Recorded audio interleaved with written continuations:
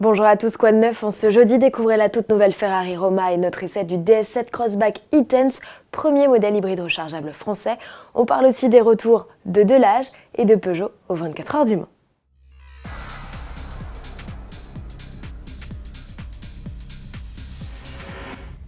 Écoutez, cette sonorité, c'est celle du V8 3,9 litres turbo-compressé de la nouvelle Ferrari Roma. Le constructeur n'a pas misé sur un V6 hybride pour son nouveau modèle, mais un bloc que l'on connaît bien.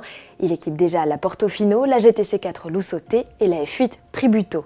Il revendique ici une puissance de 620 chevaux et un couple de 760 Nm. Côté perf, cela nous donne un chrono de 3 secondes 4 sur le 0 à 100 et un peu plus de 9 secondes sur le 0 à 200.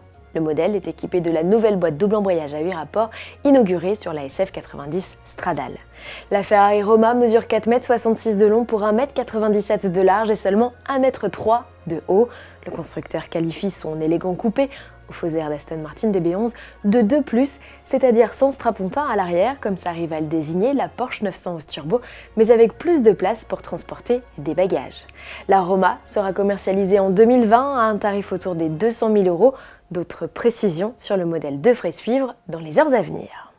Place à présent à un SUV, le DS7 Crossback, enfin pas n'importe lequel, il s'agit de la version e-Tense. Ici, pas de motorisation 100% électrique sous le capot comme sur le petit DS3 Crossback, mais une déclinaison hybride rechargeable. C'est le premier modèle français à recevoir une motorisation de ce type avant même son cousin, le Peugeot 3008. Après un galop d'essai avec un mulet en décembre 2017, l'heure est venue pour Autoplus de réaliser son premier vrai essai du SUV hybride de 300 chevaux. Voici un extrait.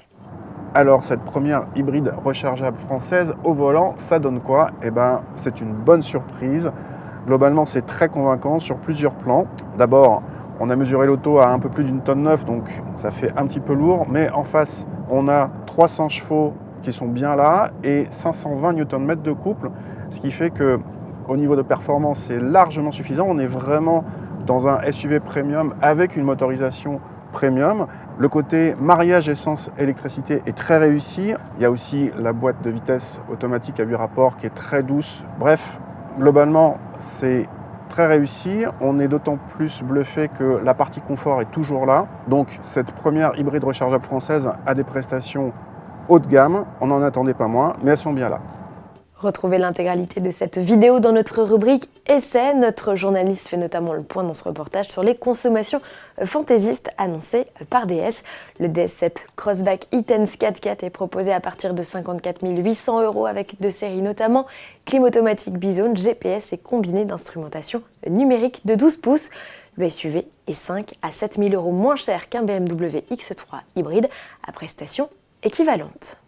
En bref, de l'âge de retour, le prestigieux constructeur français disparu en 1953 va revenir sur le devant de la scène avec une supercar hybride de plus de 1000 chevaux. Le chocard de la D12, son nom, à moteur V12, sera présenté ce mois-ci aux États-Unis. On a hâte. Et toujours en bref, Ford vient d'officialiser le nom de son SUV 100% électrique. Ce sera Mustang Mach-E. Le terme Mach fait écho à une version vitaminée de la Pony Car et aux performances de tout premier ordre du futur modèle. Il sera officiellement présenté ce 18 novembre lors du Salon de l'Automobile de Los Angeles. Pour conclure ce JT du sport automobile et une annonce, celle du retour de Peugeot en endurance et aux 24 heures du Mans. Le constructeur socialien qui avait arrêté son programme en 2012 pour raisons économiques sera de nouveau en piste en 2022. La firme intégrera la catégorie des hypercars où Toyota et Aston Martin ont déjà confirmé leur présence avec des modèles hybrides. Détail à suivre dès le début de l'année 2021. À demain.